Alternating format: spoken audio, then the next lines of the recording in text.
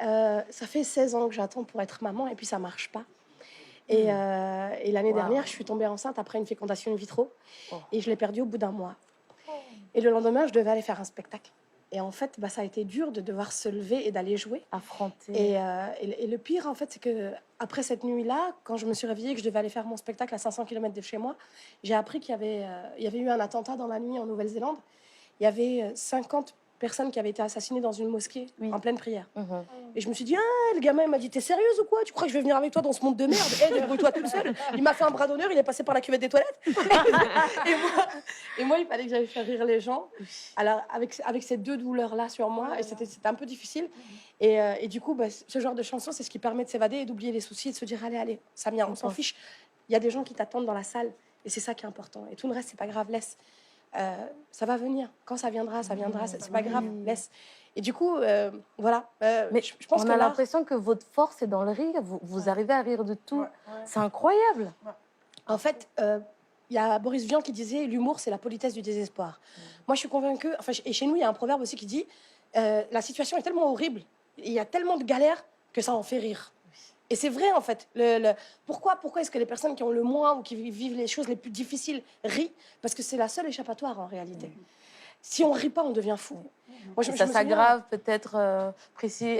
Oui, sans cela que je la respecte, parce que l'histoire qu'elle vient de raconter, là, je suis éblouie parce qu'elle l'a dans son sketch, en fait. Tu vois, tout de suite, elle a raconté l'histoire de son bébé qu'elle a perdu et tout, en étant un peu triste. Mais elle le raconte sur scène. Tu vois, elle fait rire les gens avec cette histoire-là. Ça demande tellement de courage. Franchement, respect, madame. Merci. Bon. Melvie, elle a le tact pour aller trouver toujours la chanson qui nous emmène loin. Je te laisse poursuivre, on va bientôt pleurer. On continue en Tunisie.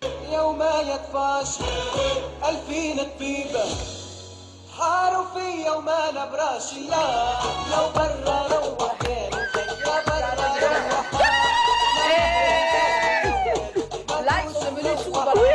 Pourquoi elle a fait ça? J'étais amoureuse d'un Tunisien. Bon, nous... Qu'est-ce qui s'est passé? On veut la suite, on veut la suite. Je ne suis pas là pour étaler, mais... T'as commencé, il faut finir ma chaîne, sinon il fallait pas parler. Nous n'avons pas réussi à braver les chocs. Oui, ouais, voilà. Effectivement. Mais bref, c'est pas de moi qu'il s'agit. C'est un peu plus profond que ça. D'accord. Mais j'ai envie de parler de vous aujourd'hui.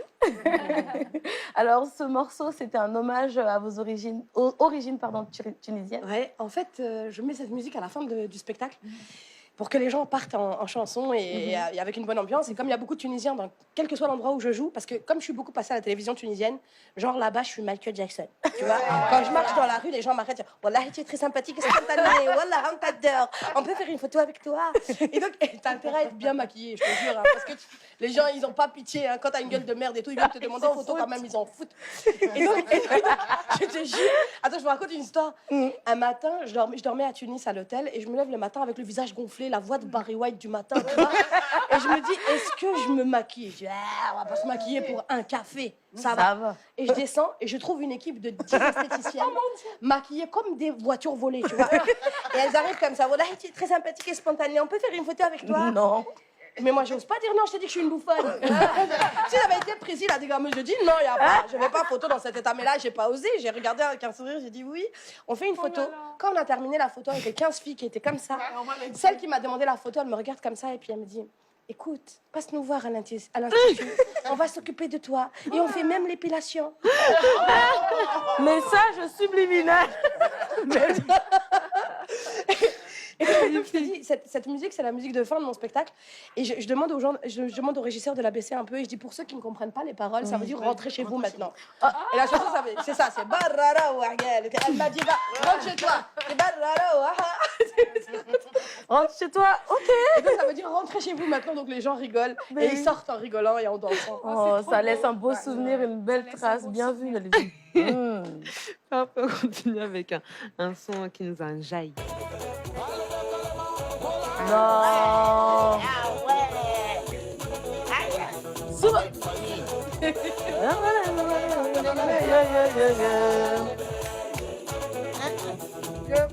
Déborah, interdiction de te lever. Tu as vu son bagage? Mais je vais raconter en toi. Tu dois pas